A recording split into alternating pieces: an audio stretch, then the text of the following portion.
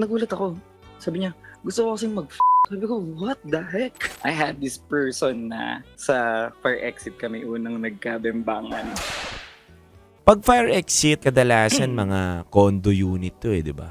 Ang nakatira dun sa condo na yun is yung kapatid ko. Mhm. Tapos nag-vacation lang ako dun ng almost 2 weeks. At dahil bored ako, I tried to install Yellow app. After ng maraming match, minsan ako natipuhan. 11:40 nag-reply siya. Sorry, G ako. Sabi ko, place mo ba? Sabi niya, negats eh. Sabi niya, sa fire exit tayo. Wait. Siya nag-gaya mismo sa fire exit? Sabi niya sa akin, ano bang gusto mong gawin? Sabi ko, ano lang, side pan lang. Pag sinabing side pan lang, ano lang, subo, ganun. So, tapos, nagulat ako. Sabi niya, gusto ko kasing Sabi ko, what the heck?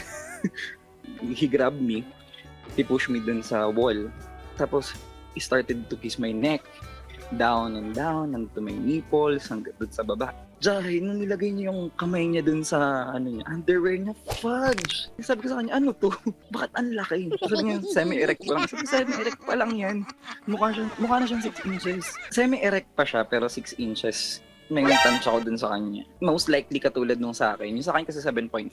7.5 pero normal yung taba. Unlike nung kanya na almost 7.5 pero grabe yung taba. As in, hindi siya yung typical na malaking ulo, yung patusok, yung malaki yung katawan, tapos paliit yung ulo.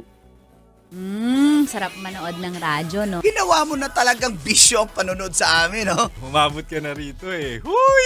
Kaya kung gusto mong tuloy-tuloy pa ang tawanan, Iyakan at kiligan, aba, i-like mo na ang video na ito. At mag-comment ka na rin sa Bisyo I-hit mo na rin ang notification bell. para updated ka sa mga kaganapan namin dito sa Love Radio. kailangan pa bang i-memorize yan? Basic.